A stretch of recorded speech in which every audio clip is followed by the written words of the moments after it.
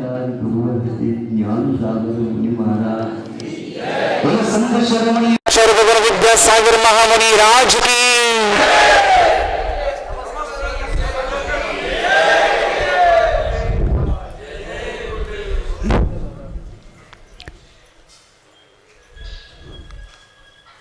आज का यह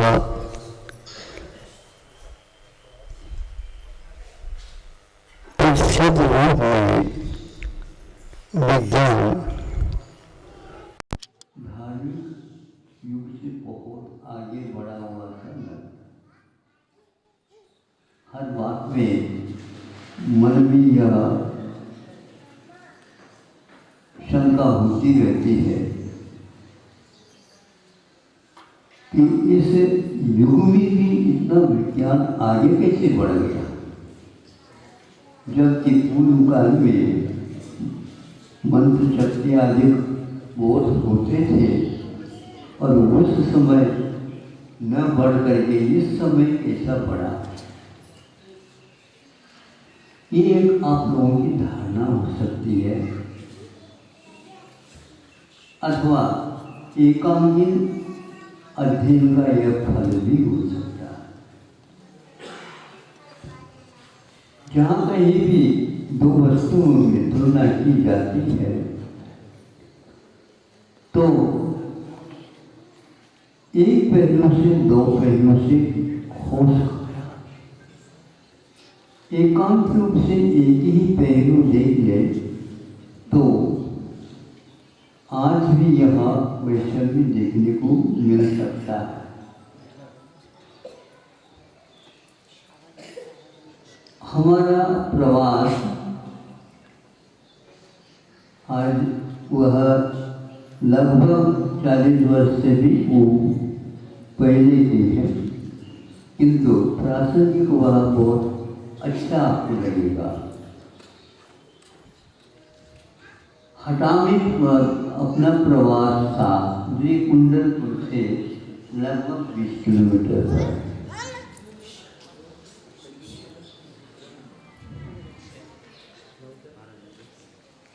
और स्वाध्याय चल रहा था हमारा।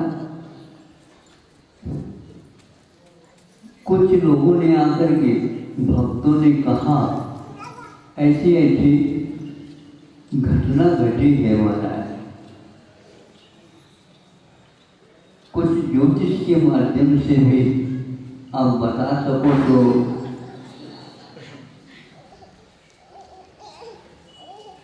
ज्योतिष तो दूर है, चलिए घटना के बारे में आप बताओ। सब कुछ हमने देख लिया, 3-4 घंटे हो गए। एक लड़का गोद का जो कि माँ अपने कार्य में लगे थे और वह बाहर जाने का सोचता था। लड़का खिसकता गया, जब चलता गया चौखट के पास आने के उपरांत वह बाहर नहीं जा।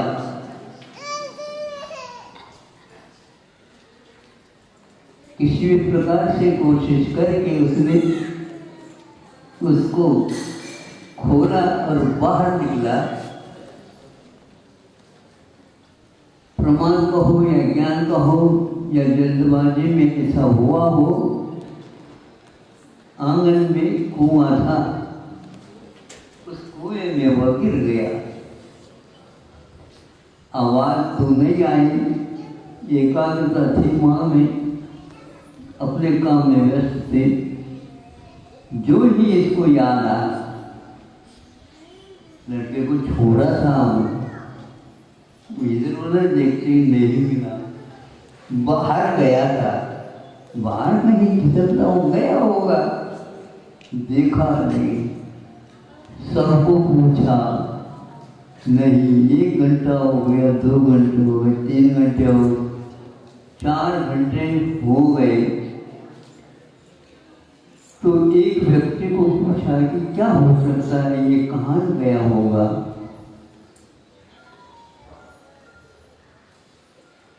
ऐसा करो कि कुआं भी तो है ना सामने, इसमें गिर सकता है, तो उसको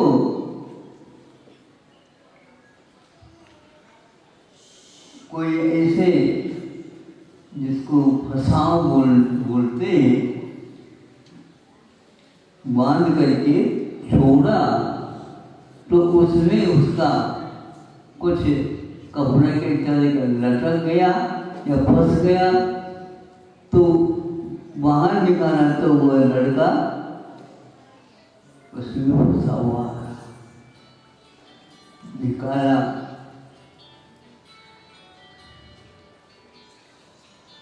अब 4 घंटे में तो पानी में रह नहीं सकता, ये आप लोगों का विज्ञान है ना? अब तो कहो, क्योंकि ना नहीं कह सकते हैं क्योंकि सामने दिख रहा। ये बचा कैसे? कुछ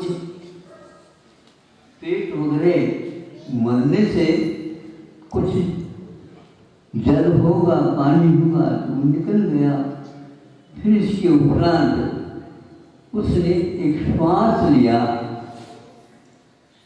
तो माता पिताओं को, गली में रहने वाले सबको,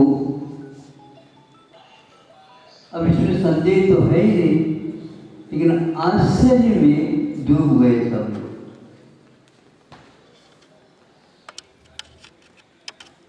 बिना श्वासोच्छ्वास के रहना कैसे संभव है?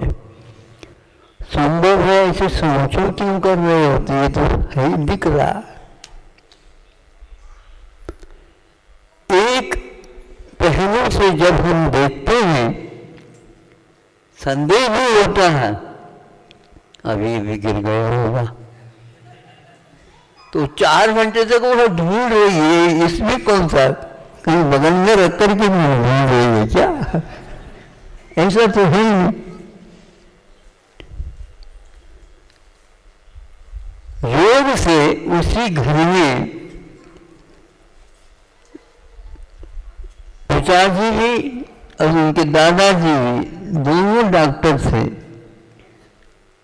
और जो पिताजी था उनकी पत्नी भी डॉक्टर है। अब सभी डॉक्टर होने के उपरांत संशय क्यों और आश्चर्य क्यों? आज का विज्ञान, क्या वह पहले काल का विज्ञान, जब तक धर्म की दृष्टि से हम नहीं सोचते अथवा शरीर की संरचनाओं के बारे में जब तक हमारे लिए पूर्ण ज्ञान नहीं होगा, महाराज एक एक कोशिकाओं का अध्ययन हो चुका है। एक एक कोशिकाओं में और कोशिकाएं हो सकती हैं, उन सब का अध्ययन करके ही निर्णय लिया गया। हाँ ठीक है, जो स्थूल का तो हो सकता है, लेकिन सूक्ष्म परिणाम अपने आप में बहुत महत्वपूर्ण होता है।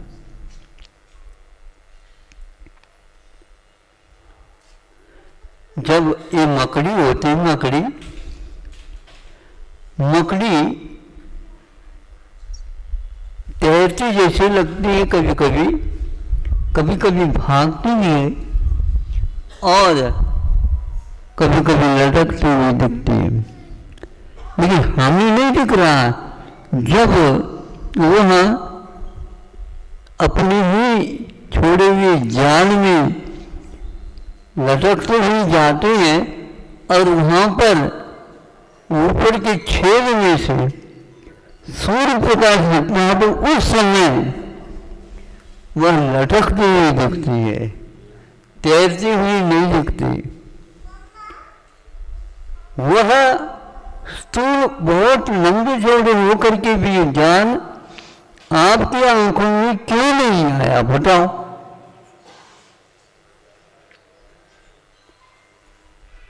जब प्रकाश के सामने आया हो, है तो वही, उसका ज्ञान बहुत पतला रहता है, उससे वो लटका हुआ था। उसके ऊपर धूप पड़ गई। धूप पड़ने के उपरांत आपके आंखों का काम उस समय हुआ। उस समय में भी आपको ज्योति थी, किंतु धूप के वह देखने को नहीं उपलब्ध थी। और मकड़ी तो दिख रही है, वो जाल नहीं दिख रहा है। इसी का नाम ज्ञान का जंजाल बोलते हैं। हम फंसे हुए विषयों में, कषायों में, अज्ञान के कारण सूक्ष्मत्व और बादरत्व, स्थूलत्व, इन दोनों का विभाजन हमारी आंखों में तब होता है जब हम दूसरे वस्तु उनके आलम्बन ले लेते हैं। डॉक्टरों को भी यही भाव मन में आया कि जो हमने सब पढ़े वह स्थूल है, सूक्ष्म अभी बहुत विद्यमान है। सभी के शारीरिक संरचना एक ही है नहीं है। हमारे यहाँ कर्म सिद्धांत आता है और वो बहुत व्यापक है। वह एक एक प्रकृति के लिए असंख्याक लोग भगवान भेद बताते हैं।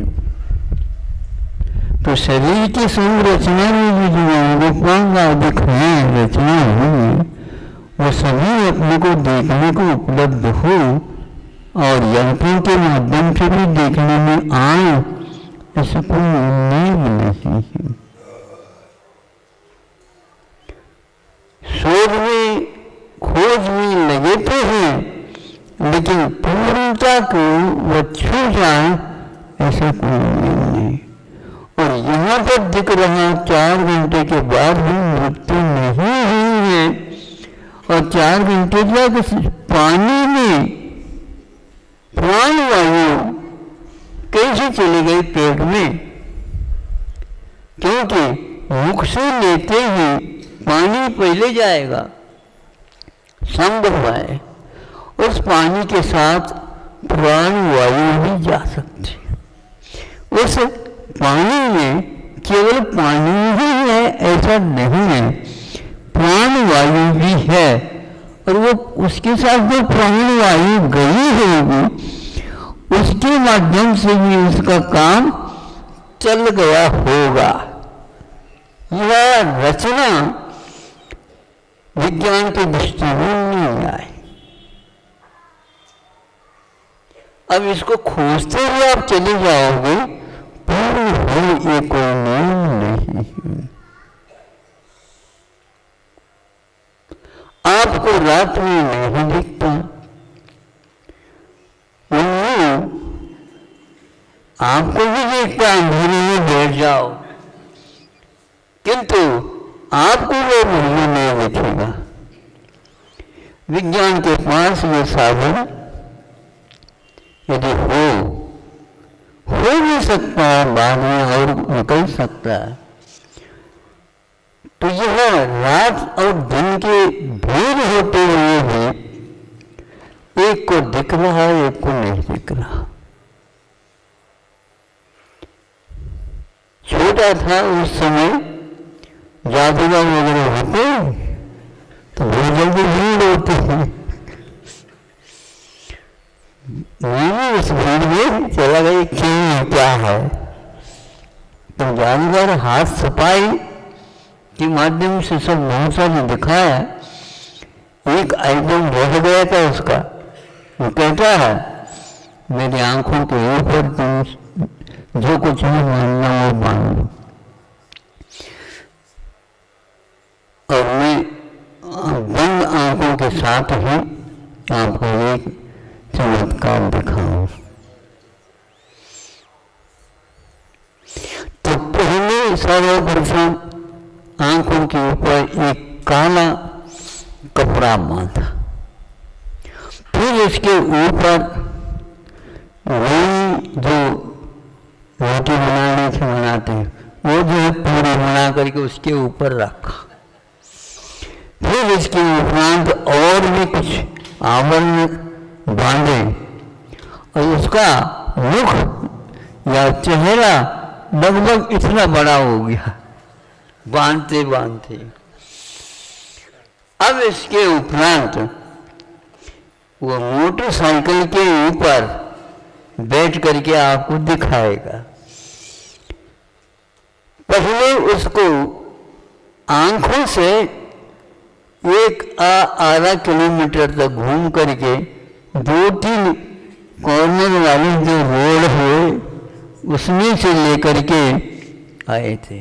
अब उसको वहीं से बांध करके इधर पूर्व स्थान तक आना है और गति जैसे जितनी गति से गया था उतनी ही गति के साथ मोटरसाइकिल से आएगा। चालू हो गया उनका आइटम दिखाना।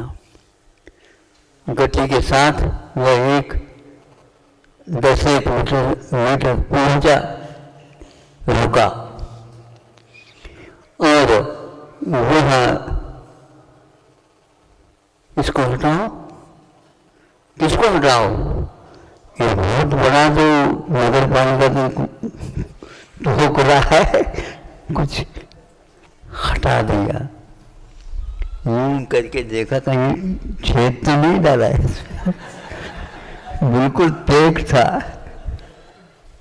आगे बढ़ा, तीव्र गति से बढ़ा, 2-3 ऐसे और कॉर्नर आ गए, घुमा लिया और चला गया और आकर के एक स्थान पर रुक जाता है। बहुत महीन सूक्ष्म काली धागा इस तरह से हाथ इस तरफ से लेकर के बांध दिया गया था। एक काले धागे धागा हटाओ, वैसे टूट जाएगा, देखो उसको भी हटाया। इस प्रकार वह आंखें बंद होने के उपरांत में पूर्व गति के अनुसार वहां तक कैसा गया, तो जादू आप करके दिखाओ। क्या ऐसे हाथ सफाई है? विज्ञान के पास ये नहीं है।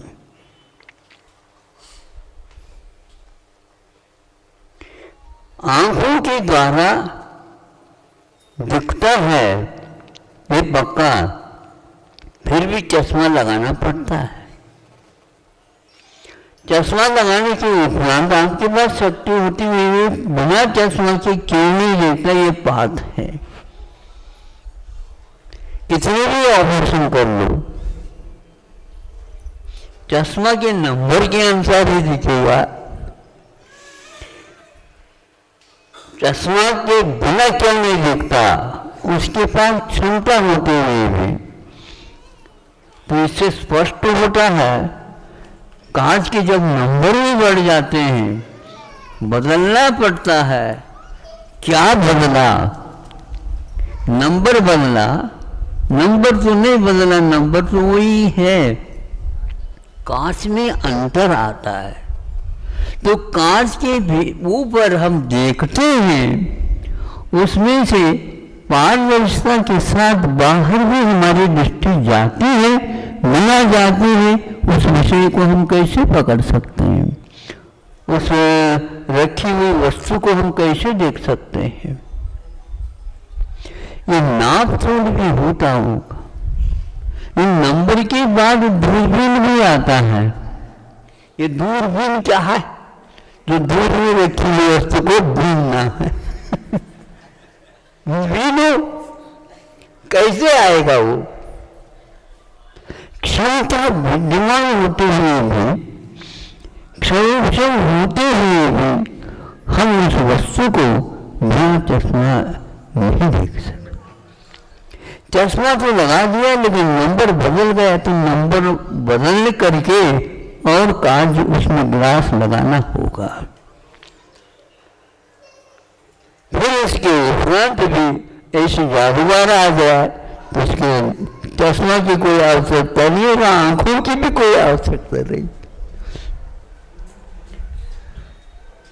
अब यह प्रत्यक्ष प्रमाण है।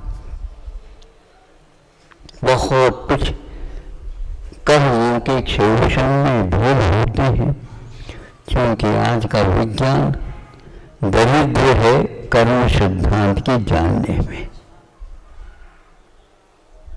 हम इसके लिए रंगात्मक शब्द का प्रयोग कर रहे हैं, वो स्वयं अभिमान करता है कि हम देख सकते हैं। ये तो छोड़ दो, अपनी ललाट पर तिलक लगा है, बहुत दूर से दिख रहा है, लेकिन स्वयं को आपको दिख नहीं रहा। अब उसमें बीच में क्या है, इसको बोलते हैं अभिमुख, आभिमुख ज्ञान। अभिमुख होगा तो ही देख लेगा, अभिमुख होगा तो ही सुनेगा, अभिमुख होगा तो ही वो सूंघेगा, अभिमुख होगा तभी वह इसी प्रकार विषय बनाता चला जाएगा। ये आभिमुख है, ये सूक्ष्म ज्ञान का विषय नहीं है। इस प्रकार आचार्य ने आज भी उन ग्रंथों के रचे हैं और उसको वह जानते हैं। अभिमान के बिना उन क्षणों को हम प्राप्त कर सकते हैं। समय आपका हो गया है, क्योंकि बना हुआ यहाँ चलता है। वही बांधो आप, लेकिन समय को आप बांध बोलो, ये पक्का है। तो आपने क्या पढ़ा मतलब? अब उसमें घड़ी रुक गई, कांटा भी रुक गया, कांटा रुक गया तो चलना ही बंद हो गया, लेकिन काल फिर भी चल रहा है। काल कैसे चल रहा है? आपके घड़ी के कारण नहीं चल रहा है। वो कांटा जो कांटा है, उसके निमित्त से घड़ी नहीं चल रही है, किंतु फिर भी उसमें यह सहायक हो जाता समझने के लिए। जब हाथ में घड़ी होने के उपरांत भी आप समय नहीं समझ पाते, क्योंकि घड़ी में मिस्टेक है, न कि काम के चलाने में अथवा चलने में। फिर भी आचार्य कहते हैं आप कम से कम विज्ञान के माध्यम से काल के अस्तित्व को बताओ,